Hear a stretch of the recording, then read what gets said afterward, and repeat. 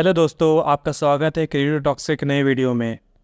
आज हम बात करेंगे राजा परीक्षित के बारे में। में अर्जुन के पौत्र और अभिमन्यु के बेटे थे और पांडव के आखिरी वंश। भागवत कथा का प्रचार इन्होंने ही किया था।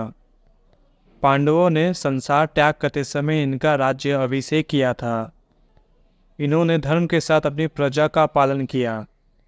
एक बार राजा परीक्षित आखेट हेतु वन में गए। वे वन में पशुओं के पीछे दौड़ने के कारण प्यास से व्याकुल हो गए तथा जलाशय की खोज में इधर उधर भटकने लगे और वे भटकते भटकते शमी ऋषि के आश्रम में जा पहुंचे। ऋषि शमी के आश्रम में उसके पुत्र श्रृंगी और अन्य ऋषि रहते थे।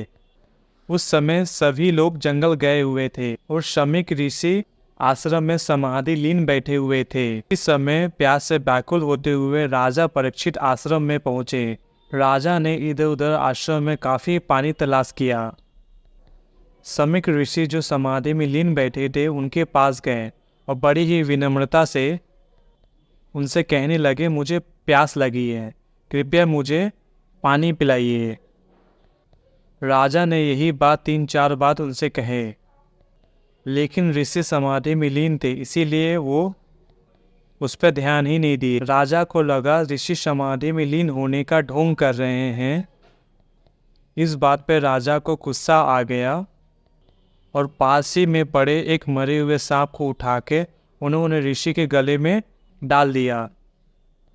आश्रम से जाते हुए राजा परीक्षित को एक दूसरे ऋषि ने देख लिया।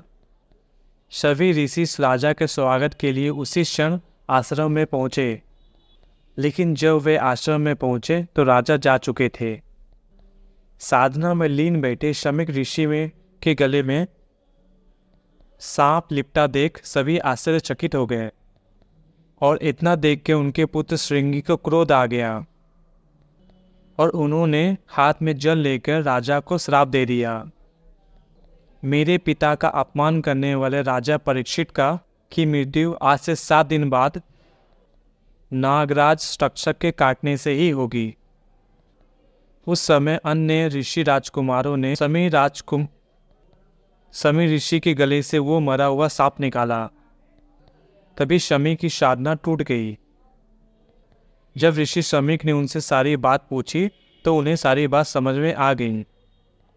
उन्होंने कहा, पुत्र, एक साधारण से अपराध के लिए राजा परीक्षित को तुमने मृत्यु दंड दे दिया। यह उचित नहीं है, ये हमें शोभा नहीं देता।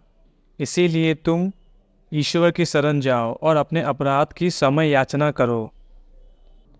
राजा परीक्षित को भी राज्य भवन पहुंचते पहुंचते अपने गलती का एहसास हो गया।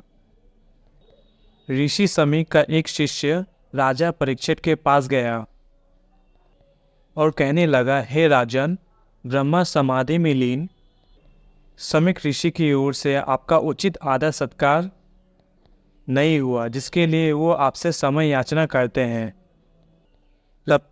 लेकिन आपने जो मरे हुए सर्प को उनके गले में डाल दिया था, इसके कारण उसके पुत्र ने आपको 7 दिन के भीतर मर जाने का श्राप दिया है।